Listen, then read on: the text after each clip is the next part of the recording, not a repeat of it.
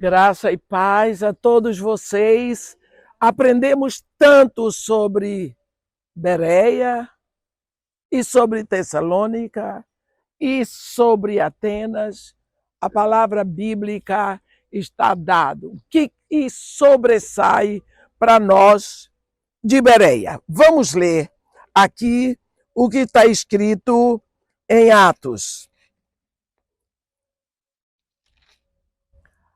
Atos, no capítulo 17, ontem falamos que esse capítulo 17 é marcado por 3 cidades: Tessalônica, Bereia e Atenas. Ontem estivemos em Tessalônica e aqui estamos em Bereia. E em Atos, no capítulo 17, no versículo 10, podemos ler 5 versículos sobre Bereia. Está escrito assim: E logo, durante a noite, os irmãos enviaram Paulo e Silas para Bereia. Ali, chegados, dirigiram-se à sinagoga dos judeus. Ora, estes de Bereia eram mais nobres que os de Tessalônica, pois receberam a palavra com toda a avidez, examinando as Escrituras todos os dias, para ver se as coisas eram de fato assim. Com isso, muitos deles creram, mulheres gregas de alta posição, e não poucos homens. Mas logo que os judeus de Tessalônica souberam que a palavra de Deus era anunciada por Paulo também em Bereia, foram lá excitar e perturbar o povo. Então os irmãos promoveram sem detença a partida de Paulo para os lados do mar. Porém, Silas e Timóteo continuaram ali. Os responsáveis por Paulo levaram-no até Atenas e regressaram trazendo ordens a Silas e Timóteo para que o mais depressa possível fossem ter com ele.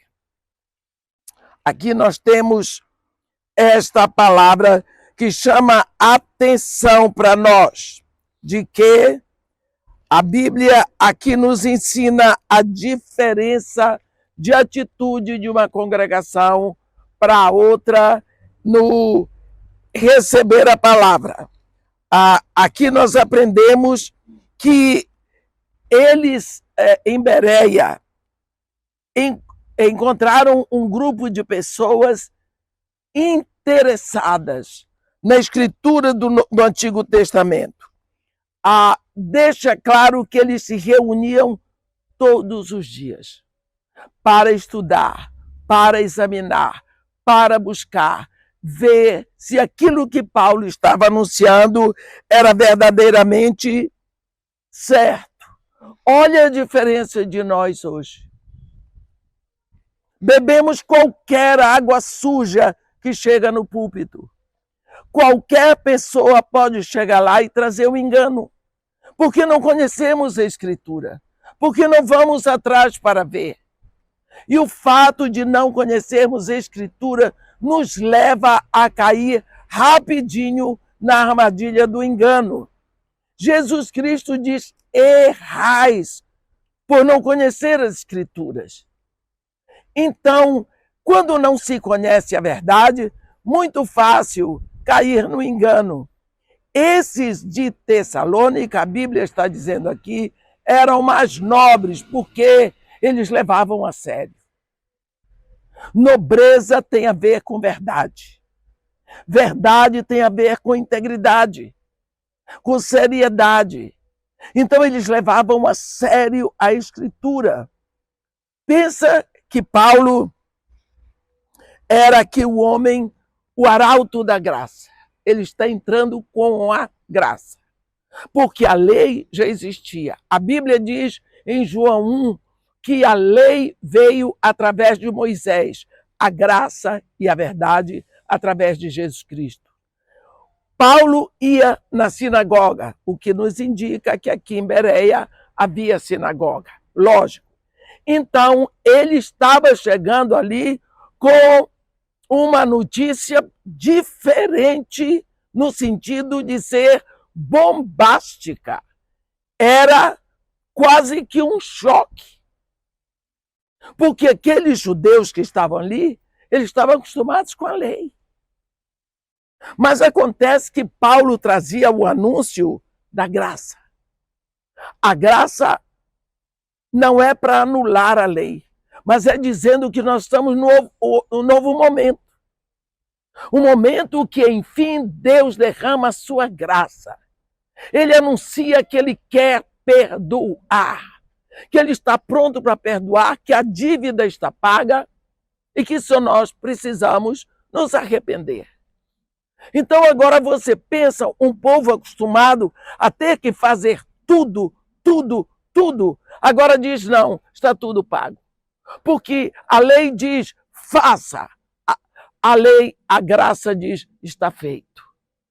Então ele chega com essa notícia, lógico, quem é sério vai buscar, não, quero ver se esse negócio aqui está certo. O que é que está escrito? O que é que ele está dizendo? Será que combina? Quer dizer, isso é seriedade. Hoje nós aceitamos qualquer um que chega para trazer qualquer explicação. Uma das coisas que eu tenho notado é que quando a pessoa quer chamar a atenção de alguma coisa para trazer uma notícia diferente na igreja, ele diz, não, porque eu fui examinar lá no início, no hebraico, que era assim. Ele não fala hebraico, mas ele foi examinar. Aí ele foi lá no início, no grego, e descobriu que houve um erro na nossa pregação. E cadê o Espírito Santo? De uma hora para outra nós esquecemos que Jesus Cristo disse que o Espírito Santo veio para nos ensinar todas as coisas e nos fazer lembrar do que ele tinha ensinado. Então, o que nós levamos aqui de Bereia, desse momento de Paulo nessa cidade, é a seriedade e a nobreza pela busca da palavra. Nós temos alguns exemplos na Bíblia de momentos, alguns tristes na história do povo de Deus, porque esqueceram a palavra. Não sei se vocês lembram da escritura que está naquela época do rei Josias. A Bíblia diz lá em 2 de Reis 22 que quando Josias vem reinar, ele começou a reinar com 8 anos, 2 de Reis 22. Ele começa a reinar com 8 anos. 18 anos depois, no 18º ano do seu reinado, ele então resolveu dar uma olhada para o que estava acontecendo no templo, porque a Bíblia diz 2 vezes, haviam estragos na casa. Eu quero chamar a atenção aqui, quando nós lemos o capítulo 22 e 23 de 2 de Reis, que haviam estragos no templo. Existia templo, existia sumo sacerdote, existiam sacerdotes de segunda ordem, existia escrivão, existia o templo que foi dedicado para a adoração ao Deus de Israel. Isso acontece em Israel. Quando nós olhamos para trás, nós vemos que o pai dele, Amon, ele fez o que era mal diante do Senhor.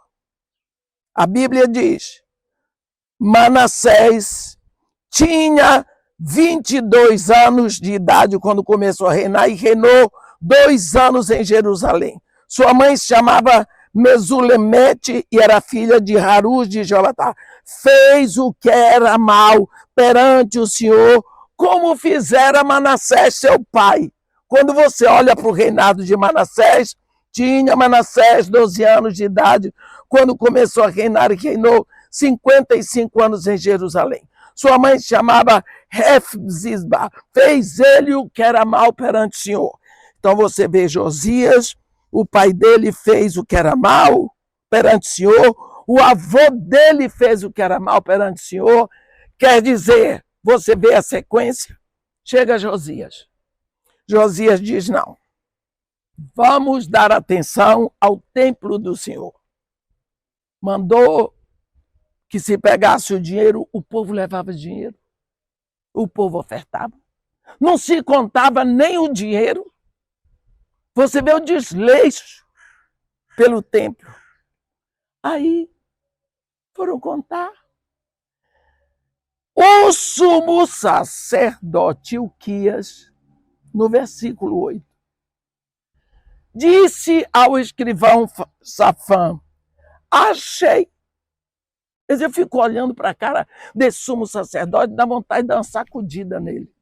Achei o livro da lei na casa do Senhor.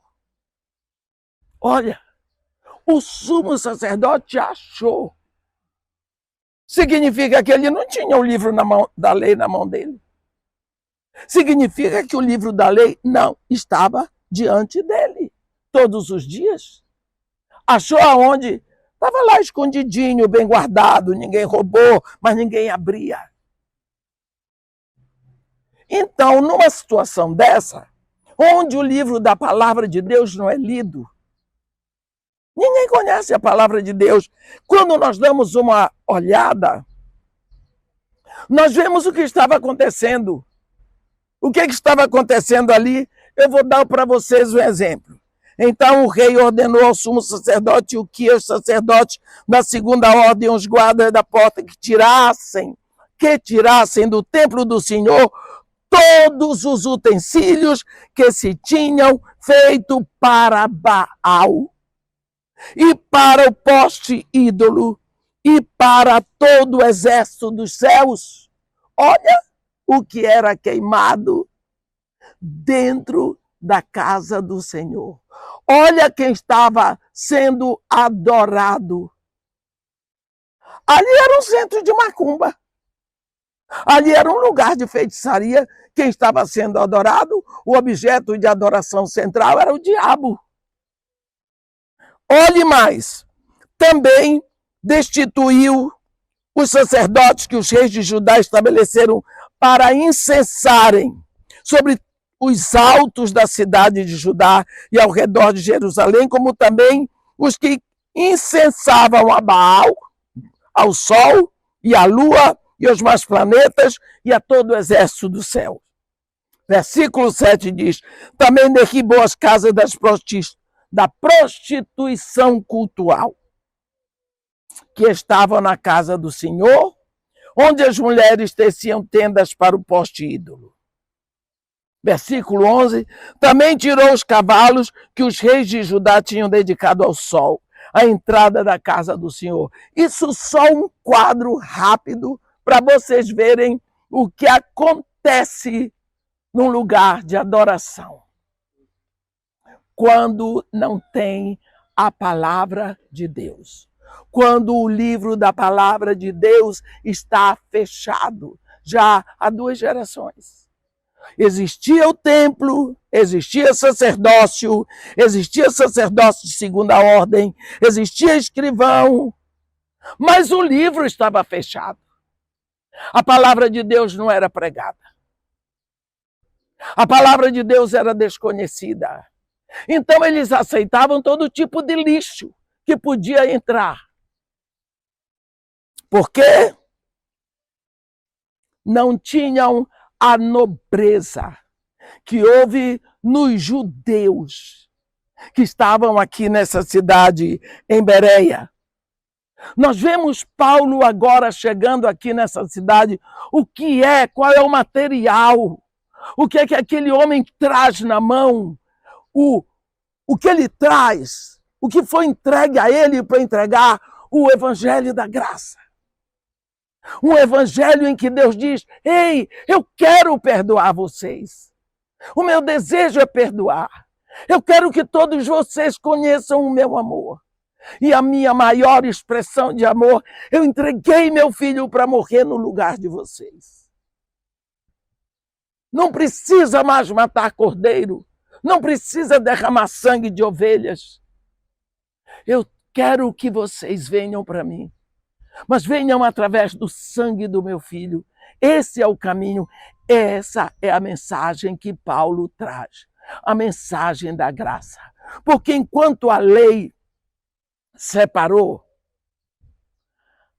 a graça vem abraçar. Nós lembramos que é esse o evangelho da graça.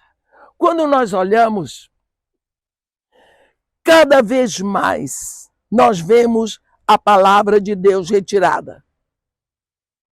Não apenas da pregação. Eu até hoje não entendi por que a escola dominical prejudicou tanto. Porque a maioria das igrejas não tem mais escola dominical. Eles têm muitas desculpas, logicamente. Logicamente que tem muitas desculpas. Agora, quando nós olhamos já na carta que Jesus Cristo dita para João mandar para a igreja em Tiátira, ele diz tantas coisas lindas para a igreja em Tiátira. Que igreja maravilhosa! Que igreja dinâmica! Que igreja que trabalhava! E Jesus Cristo, quando chega na hora da reprimenda, ele diz: tenho, porém, contra ti o tolerares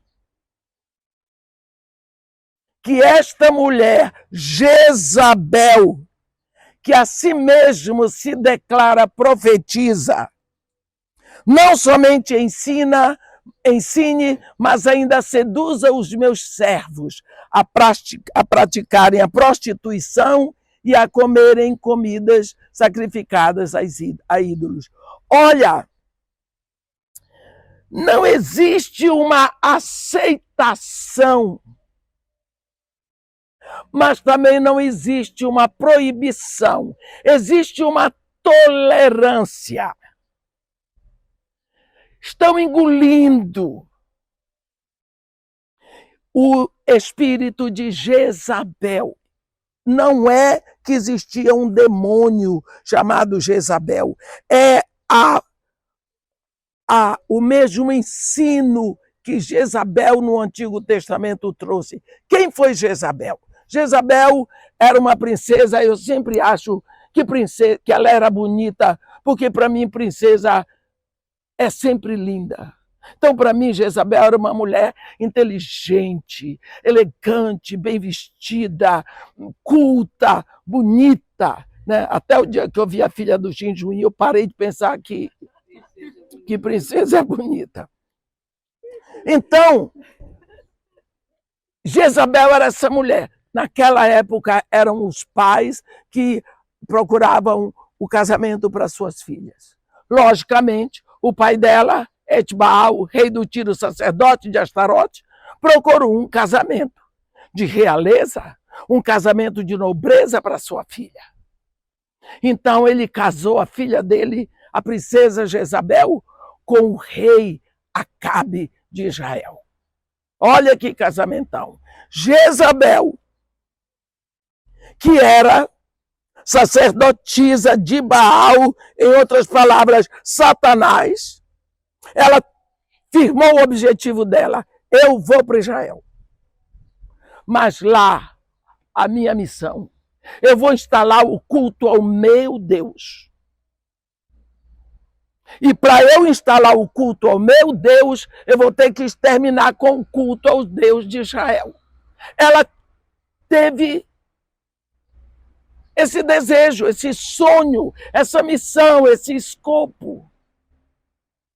Quando eu subo em qualquer lugar, quando eu me lembro, há mais de 30 anos atrás, quando eu subi o Morro Dona Marta, o meu desejo era que todos se convertessem a Jesus Cristo.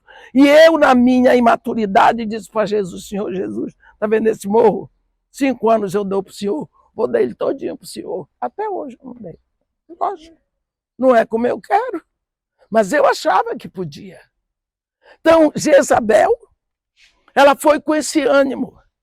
Eu queria tanto que nós tivéssemos esse ânimo hoje, de levar Jesus Cristo onde nós formos, de pregar o amor de Deus onde nós formos. Ela chegou em Israel. Ela pensou, esse povo adora o Deus de Israel, porque eles ouvem a palavra do Deus de Israel. Se eles pararem de ouvir a palavra de Deus de Israel e passarem a ouvir a palavra de Baal, eles vão se converter a Baal. Mas como é que o povo ouve a palavra de Deus de Israel? Porque os profetas do Deus de Israel pregam. Então, pronto, ela ordenou a matança de todos os profetas de Deus. É interessante que Jezabel, naquela época, já sabia que morto não fala. Hoje, morto fala. Escreve até carta. Olha a ignorância. Até hoje. O povo está aí, seguindo psicografia. Mas tudo bem, o que vai fazer? Então, qual foi o ministério de Jezabel? Silenciar a palavra de Deus. Para que ninguém ouça a palavra de Deus, que é o que faz diferença. Então, esse espírito de silenciamento da palavra de Deus já estava se movendo em Tiátira. Tem gente por aí que diz que o espírito de Jezabel é espírito de imoralidade sexual. Eu já examinei de tudo, eu já estudei de tudo que podia. Não vi Jezabel, uma mulher sexualmente imoral. A prostituição que fala aqui é idolatria, é a prostituição. Então, quando nós vemos esse espírito que já se movia na igreja em Tiátira, nós vemos absurdamente hoje uma igreja onde as pessoas não leem mais a palavra de Deus, não estudam mais a palavra de Deus. As pessoas não têm tempo para a palavra de Deus. Os próprios líderes não estudam mais a palavra de Deus. Eles dizem que não têm tempo. Então você vê a diferença da igreja hoje para aquela igreja de Bereia, onde as pessoas ouviam a pregação e iam lá para ver, vamos ver o que é que esse judeu está trazendo. Que novidade é essa que ele está falando? Alguém que ressuscitou Messias na cruz? Messias é guerreiro, Messias é vitorioso, o Messias é da descendência de Davi. Como é que ele vem dizer isso? Mas está escrito aqui, mas ele estava certo ali. Então eles foram examinar para não beber água suja. Então nós vemos assim, aqui em Bereia, esse espírito de busca, de seriedade, de confronto, desse desejo, essa sede de buscar e conhecer a verdade para recebê-la. Nós aprendemos aqui, quando Paulo chega, que pessoas aqui, ele deixou o evangelho, onde ele pisou. Assim como Deus um dia disse para Josué, todo lugar onde pisar a planta dos teus pés, eu te tenho dado, como prometi a Moisés. Parece que Deus disse para Paulo, todo lugar onde pisares e pregares o evangelho da minha graça, todo lugar onde pisares e entregares a graça através do meu filho, a graça vai ficar. Porque em todos os lugares onde ele pisou, ficava um pouquinho, ficava um punhado de gente. Acendia uma fogueira e esse fogo ia se alastrar para as vizinhanças de novo. Quando nós pensamos nesse evangelho da graça sendo derramado, nós vemos, tem um momento nas Olimpíadas em que eles saem com a pira, né? Com o fogo que vai passando, vai passando, vai passando. Eu vejo assim o ministério de Paulo. Ele vai levando, e ele vai levando, e ele vai acendendo este fogo do evangelho, da graça de Deus, em todo lugar que ele passa. Ele sai enxotado, ele sai espancado, ele sai expulso, ele sai de noite, mas o fogo ficou. A graça de Deus foi anunciada. Ele não se intimidou para não começar. E vocês vão notar que é sob pressão, sob ameaça. Quando ele está aqui em Bereia, a Bíblia diz: com isso, muitos deles creram, mulheres gregas de alta posição e não poucos homens. Mas logo os judeus de Tessalônica souberam que a palavra de Deus era anunciada por Paulo também em Bereia. Foram lá excitar e perturbar o povo. Você vê que o Espírito vai se movendo através de Paulo. Porque a palavra diz: movidos, pois, pelo Espírito Santo. Mas também a oposição vai acompanhando. E por isso os irmãos promoveram sem detença. Você vê como eles eram maduros, esses de Bereia. Eles não esperaram que houvesse um motim. Eles não demoraram. Sérios, que gente boa esses bereanos. Eles não esperaram escândalo. A Bíblia diz que por isso eles promoveram sem detença a partida de Paulo para os lados do mar. Porém, Silas e Timóteo continuaram aqui em Bereia. E o que é lindo, eles levaram Paulo até Atenas. E nós sabemos, tem gente aí reclamando, 5 horas até Atenas. A pé. A pé. Andando. Eles foram levar Paulo. Se eles foram levar, é porque eles tiveram cuidado. Eles cuidaram para que este homem não fosse atacado no caminho, para que as necessidades dele fossem supridas. Você vê como o evangelho da graça imediatamente redunda em amor, em cuidado. Imediatamente eles aceitaram. Eles ficaram no mesmo espírito. Você vê o que aconteceu aqui em Bereia? Todos agora no mesmo reino. E os irmãos que Paulo tinha aqui, da igreja, nascidos em Cristo, no mesmo espírito, cuidaram de Paulo. Os que não eram irmãos queriam matá-lo, mas os irmãos protegeram. Diferença de reino. Diferença de reino. Os judeus tinham a lei, mas eles não tinham o espírito.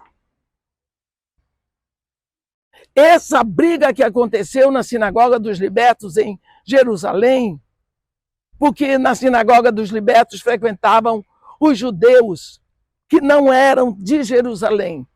Então ali na sinagoga dos libertos estavam Estevão, estava Barnabé, estava Paulinho, que não era também de Jerusalém, muitos, mas eram judeus estudiosos. Quando vem o Espírito Santo, esses judeus que ficam cheios do Espírito Santo porque se rendem a Jesus, eles continuam indo na sinagoga. Mas ali na sinagoga existem outros judeus estudiosos da lei, como Paulo, que não tinham o Espírito Santo. Então aqui você vai ver um divisor de águas. Os judeus que têm o Espírito Santo e os que ainda não têm. Os que já têm estão num outro reino, no reino de Deus. Estão no reino de Deus. E aí tem o choque da luz com trevas, que não dá para misturar, porque Deus já tinha ordenado, haja separação. Então agora, Paulo Paulo, que lutou tanto nas trevas contra a luz, que lutou tanto contra a igreja, agora ele está sofrendo a perseguição da qual ele fez parte antes. Isso nos ajuda a entender que no coração de Paulo havia misericórdia por aqueles da lei, porque ele dizia: eu também já estive lá, eu conheço essa dor, eu conheço esse sofrimento que esses judeus estão tendo. Eu sei o quanto custa estar preso na lei, porque eu também já estive nesse lugar. Então, enquanto ele sofria pelos judeus infiéis, ele também podia sofrer com misericórdia. A Bíblia diz que nós consolamos com o consolo que já recebemos. Quando eu penso o tempo todo no trabalho da perseguição que os judeus infiéis, legalistas, trouxeram para a vida de Paulo, eu também procuro lembrar o quanto Paulo intercedia por eles, porque podia compreender que eles não estavam simplesmente querendo matar, eles estavam querendo cumprir a lei, como ele também já esteve. Então ele podia lembrar de tudo o que ele passou. Bereia, às vezes eu penso que não é uma cidade, é um momento na nossa vida em que nós aprendemos que vale a pena consultar a Escritura o tempo todo, conhecer a Escritura para não cair no engano. Amém? Amém. Que Deus nos abençoe e nos guarde.